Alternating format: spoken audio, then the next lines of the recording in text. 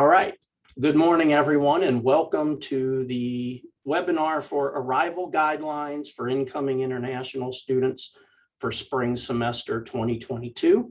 My name is Ron Cushing. I'm Director of International Services here at the University of Cincinnati, and we are looking forward to your arrival on campus this January. This webinar is designed for students who are entering the United States for the first time. That could be somebody who's admitted for spring and you have never attended UC remotely, or it could also be for those who have been admitted and enrolled in previous terms remotely from your home country, but you are coming to the University of Cincinnati for the very first time. So that is who this webinar is for. Now, we're going to cover many things that you need to know about your arrival, from what the arrival guidance is from our federal government to the things that you're going to have to do with our office and our systems before your arrival and after your arrival. But I'd like to start with what the new guidance is from both the university and our federal government about arrival. And when it comes to the COVID-19 pandemic and lots of changes that have been going on the last 2 years, the federal government, the university, the state of Ohio have all made accommodations for the pandemic. And you have to be clear on what it is you need to do in order to get into the United States and to enroll at the university.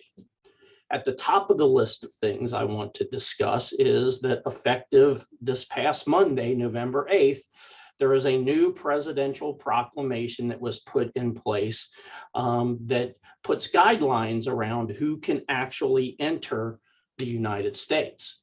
And so to enter the United States, you absolutely have to be vaccinated for COVID-19 by either a federal, an FDA approved or authorized vaccine or a World Health Organization emergency use listing vaccine.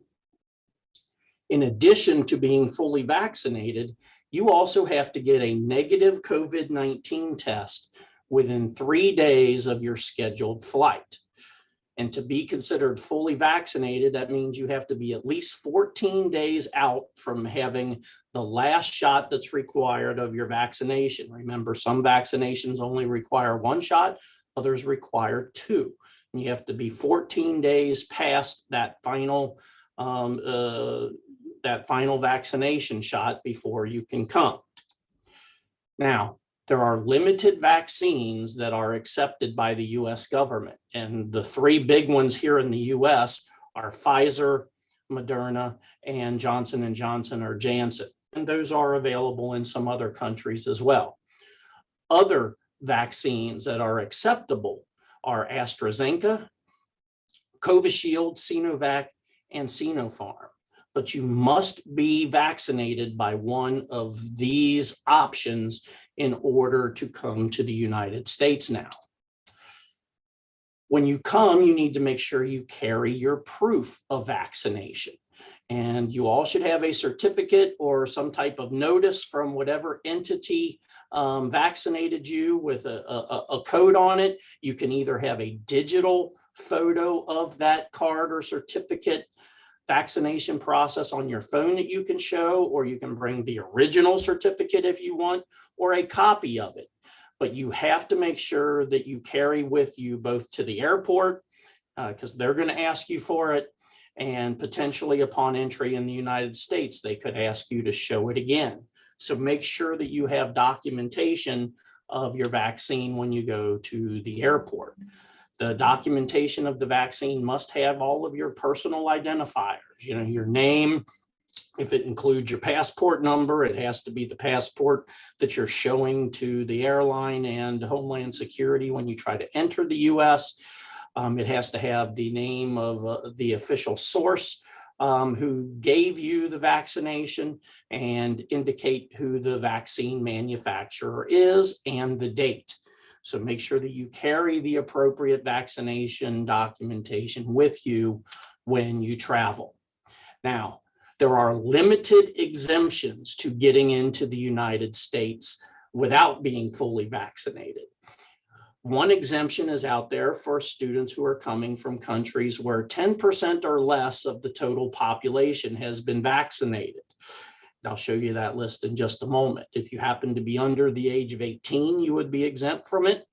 And students with certain medical conditions can be exempted from it. There are a few other exemptions for diplomatic and employment status and some other things, but in general, if you're a student coming to the US for the first time, you need to be vaccinated, or you're going to be from one of those countries that has the exemption. You're going to be under the age of 18 or have a medical condition that's documented, but there are very few exceptions to this. Now, of the countries that we consider to be vaccinated for 10% or less, that number does change almost daily. But in general, there's about 50 countries worldwide that have this designation. Most are from the Middle East and sub-Saharan Africa, but again, it does change regularly. So you want to make sure that you use the link that's on the screen to accurately get to that list. And if you're from one of those countries, you would be able to come in with certain guarantees in the future. One of those would be that instead of having a COVID test in the past 3 days, that you have one within 1 day of the flight. And that once you arrive in the US, that you be tested again within 3 to 5 days, unless you have recovered from COVID in the past 90 days. You will have to self-quarantine for 7 days if you're granted one of these exemptions, and self-isolate. And if you intend to study in the US for longer than 60 days, which certainly all of you would, then you have to agree to get fully vaccinated once you do arrive. And again, you will have ample opportunities in multiple locations to get vaccinated here in the US once you do arrive. So that's what our federal government requires. In addition to that, the University of Cincinnati also requires that all students are fully vaccinated, and you will have to produce documentation that you are vaccinated no later than 1 week before classes begin, so January 3rd. Now, if you do have one of the exemptions and you're able to come in because of that, we will allow you to start classes, but you will have to do things like get tested weekly.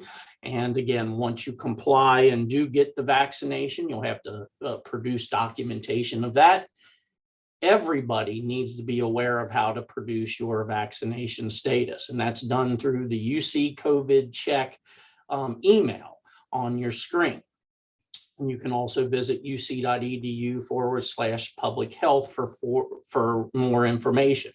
But you are going to have to provide documentation to the university of your vaccination status. And the sooner you do that, the better, so you don't have registration complications. When it comes to spring semester, you need to be very clear about the arrival dates and when you can and should be coming. First thing you need to understand is that classes begin on January 10th, 2022. You can arrive in the US up to 30 days before the start date on your I-20 form. If any of you will be living in UC housing, you should plan to arrive the weekend of January 9th. You can arrive as early as the 2nd, and housing will accommodate that, but they would prefer that you arrive when all other new students or people moving back into housing will arrive, and that is January 9th. Meal plans for the dining center do not open until January 9th. So if you arrive before then, you're going to need to make sure you plan for extra costs for meals outside of your normal meal plan. Now, if for some reason you absolutely have to arrive before January 9th and you are living in UC housing, they can accommodate your early arrival, but you will have to complete an early arrival form. And that is available now on their website. So make sure if you are living in UC housing and you are going to arrive before January 9th, that you absolutely declare that with housing by using their early arrival form. And again, don't forget to download your UC COVID Chec app. Now, UC International will hold a welcome event for all students on Friday, January 7th. It will be a virtual event, and the link is on your screen. But if you arrive for spring on time, then we certainly want you to attend our welcome event. If you are an undergraduate student, you need to, and spring semester is your first semester of enrollment. If you've been enrolled online from your home country for, one or more semesters, you do not need to attend Bearcat Bound orientation on January 6th. But if you are new for the first time and you are an undergraduate student only, you will get sent a link by the orientation office to attend a Bearcat Bound orientation on January 6th. Make sure you comply with that. Now, you need to understand the University of Student Health Insurance policy. Most of you will end up having the UC Student Health Insurance policy, and officially it kicks in on January 1st or the date that you arrive, whichever is later. Now, if you arrive before January 1st for quarantine reasons, other reasons, you need to make sure you have a separate international travelers insurance policy that covers you until January 1st. If you don't have insurance and something happens to you, you will have expenses that we can't help you with. So make sure that if you're arriving before January 1st, that you have insurance that covers you. And obtaining that necessary insurance coverage is your responsibility.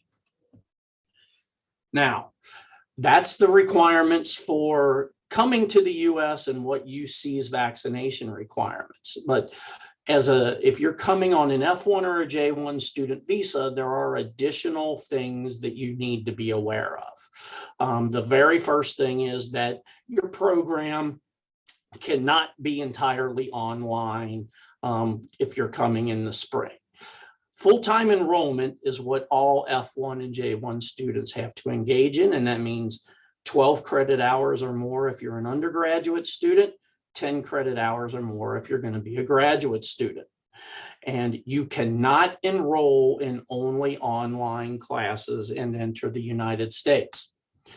Now, when you are looking over your course options for the spring, it's important that you understand what the designations you're going to see in the Catalyst system represent.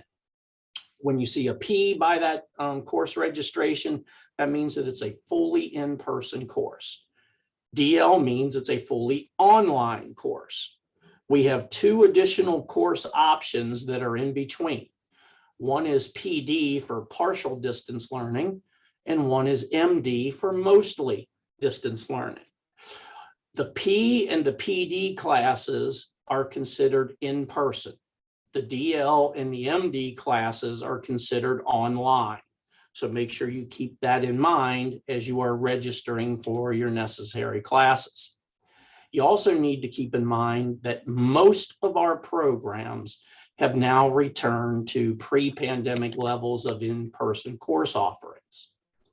That means you can only use 3 credit hours of online courses to reach your full-time enrollment requirement. Programs that haven't returned to pre-pandemic levels will be allowed to take more than one online course to reach full-time enrollment. But in all cases, you have to be enrolled in at least one in-person or partial distance learning course. Please make sure your microphones are on mute, please.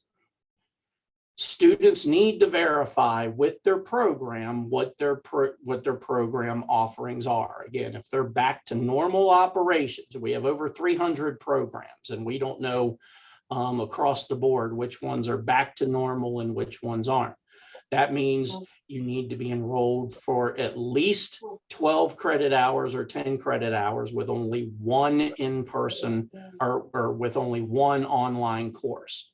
The rest would have to be in person. Make sure you're clear on that with your programs.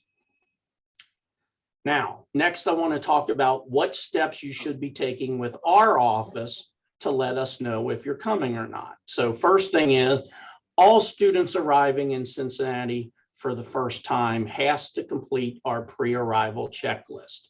It's found in our iBearcats global system, and you should be logging in using the limited iStart services link.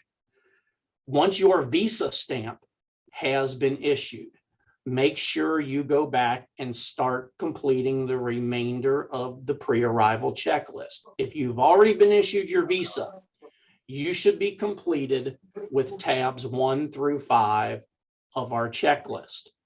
If you know where you are going to be staying upon arrival, even temporarily, then you need to be completed through tab 6. There are certain things you won't be able to complete, like tab 7, until you enter the United States. But make sure you keep that pre-arrival checklist up to date as much as possible now, so we know that your visa has been issued. And then immediately upon entry, make sure you finish tabs 7, 8, 9. When you go to our iBearcats global system, you're going to see 2 distinct boxes that you can be logging in using. On the left is full client services. You do not use that to do the pre-arrival checklist. On the right is limited services for students and scholars. You need to click that button, and that's going to take you to our pre-arrival checklist. Again, if you would, please make sure that your microphones are all on mute, please. We're getting some people talking. Please make sure your microphone's on mute. I'm going to see if I can mute everybody from here. Hang on. Yeah, Ron, just hit the participant button and you should be able to mute all. I'm sorry, hit the what button? The participants button. The participants button. Mm-hmm. And there should be an option. Okay, all right, yep, there we go. All right. Sorry about that disruption, but again, when you go to our pre-arrival checklist, it's going to look like what's on your screen. There are 9 different tabs. Again, right now, if you have your visa stamp, you should at least be completed through tab 5. If you know where you're going to be living, you should at least be completed through tab 6. Start working on that, and then the minute you arrive in the US, you go to tab 7, 8, and 9 and complete those. We have to know when you have arrived, and you must complete this checklist as early as possible. So as soon as you arrive, within 24 hours, you need to make sure that you're completing our pre-arrival checklist for us. It's very, very important. Go now, make sure that you've completed as much of it as you can. And then when you arrive, make sure that you finish it. Very, very important. Now, there are a couple of frequently asked questions that many of the incoming students have been asking us. And so we want to make sure we cover those now. One is, so I was enrolled fall semester from my home country and will come in person for spring semester. How will that impact my ability to engage in things like optional or curricular practical training? In order to engage in optional or curricular practical training, you must complete 1 academic year of study in the US. That means that the earliest you would be able or eligible for OPT or CPT typically is going to be at the conclusion of fall semester. Perhaps you might qualify at the end of summer if your program can offer you a full-time enrollment semester during the summer. You might have to miss a few days of the fall semester before you're eligible because of 30 weeks, but most of you likely won't be eligible for OPT or CPT until at least the end of fall semester 2022, if spring semester is your first semester of study in the United States. Many students have been asking us about the UC student health insurance policy and how much of the COVID-19 treatment is it going to cover if in fact you catch that while you're here. And so the UC health insurance policy has standard deductibles and those kinds of things. And once those are met, you're going to be fully covered for those types of things. If you're interested in reading about the student health insurance policy and what it does and doesn't cover, you can use the link that is on your screen to do that. But in general, besides your out-of-pocket copays, anything related to COVID-19 illness is going to be covered by the UC health policy. Now, everything we talk about this morning is subject to change. Whether our government, the university, the state of Ohio changes things, we would then have to communicate that to you, and we certainly would. But there is also a COVID-19 site on the public health link at the UC website that you can use to keep up to date with the changes. What we've talked about today is everything that is in place as of today, but things can change. Now, what I'd like to do is I'm going to call Sarah back in, Sarah O'Connell from my office, who is going to talk about some things. I believe you're unmuted, Sarah. I am actually, yes. All right, good. All right, so that's good. So along the way, Sarah's been trying to answer questions you've had in chat, and those that she hasn't been able to answer, we're going to bring up now and discuss. So Sarah, what do we got at the top of the agenda? Yeah, so I think we got most of the questions answered in the chat, but I'll go through them for the good of everyone who's listening.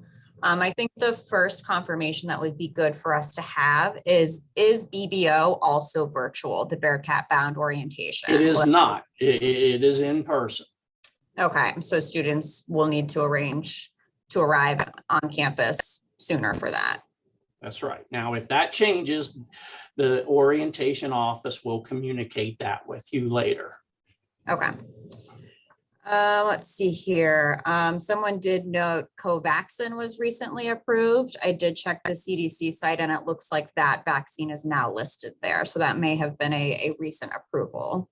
It would have had to have been sometime this week. As of last week, it was not approved. So, but yes, that's an important point though. More and more vaccines can get added to that list. Again, as long as it's FDA approved or World Health Organization endorsed or approved, then it's going to count. And again, monitor that CDC website. Those things do change. And so we'll make sure we get that updated on our end as well. And then a lot of questions about arriving to the residence hall. So can you just go over those dates one more time for us of when you can arrive and when is recommended to arrive? So, and again, when you talk about for residence halls, that is only for people who are going to be living in UC housing. If you're not living in UC housing, you're not going to come live in our residence halls temporarily. It's only for people who have made housing reservations. Housing wants you to arrive the weekend of January 9th. That's when all other students are going to arrive. They can accommodate easily arrivals from January 2nd on, if that's when you can get a flight. If you need to arrive before January 2nd, you absolutely have to complete their early arrival form. And it's on their website. And again, on this video, which we will post in the next 24 to 48 hours, is the link. And make sure that you use that form to declare to them as soon as possible that you're coming early, and they can accommodate that and do it. We will have one central location that you guys will be told to report to. And as of today, I believe that's going to be Snyder Hall. But again, housing will tell that to you when you submit the form. And so they will then, once you arrive at that location, either keep you there for a short period of time and then transition you to your permanent housing accommodation, or they will move you directly to the housing accommodation. A lot will depend on when you arrive. If you arrive between normal business hours, which is 8 a.m. to 5 p.m., we will likely get you right into your assigned dorm. If you're arriving after that, or on the weekends, then you're likely going to be staying in Snyder Hall for a day or two before we get you into your permanent accommodations. Does Thank that you. answer it? Yeah, Okay, good. I think that should cover us. Yeah. All right. So someone asking if I'm fully vaccinated, do I need to quarantine after arrival? You do not. If you are fully vaccinated, you do not need to quarantine at all. All right, now we've got some questions. Those should cover all the ones that I had already answered in the chat. So now let's get to the new ones that have come in since we've started this. Okay. So asking again, when are orientations? So maybe go over those dates one more time for us. So for undergrads, orientation is going to be on January 6th, and the orientation office will supply you with that information in the coming weeks. Our office has a welcome for all students, regardless of what your level of study will be on January 7th. If you are a graduate student, each program offers their own orientations and intakes. And so you need to be discussing or getting that information from your graduate program if you're a graduate student. But every graduate program will have some type of orientation or welcome program that they will want you to take part in.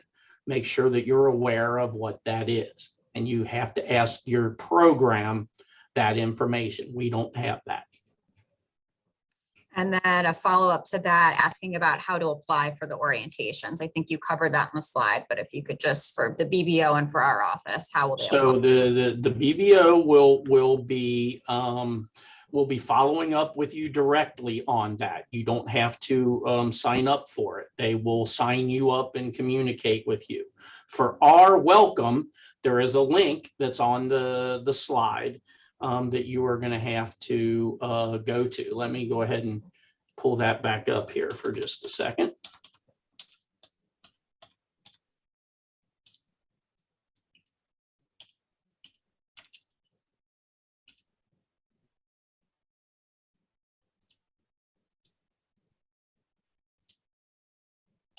Where'd that go? There it is. So you can go ahead and take a snapshot of that. But again, this will be posted on our website. And so for us, for the Friday, January 7th event, you just go to the link. If you're an undergraduate student, the Bearcat Bound Orientation Office will be sending you a link in early December for that. Okay. Great. And then I got a couple questions about how to register for classes. Okay, well, unfortunately, our office does not assist with registering for classes. That will certainly happen if you're an undergraduate student at Bearcat Bound Orientation on January 6th, if you're not already registered. Graduate students, your department will help you do that either at their orientation, or they should be providing you with instructions ahead of time. But in general, you simply go to the UC Catalyst database and you start looking for the classes that they want you to take or that you want to take.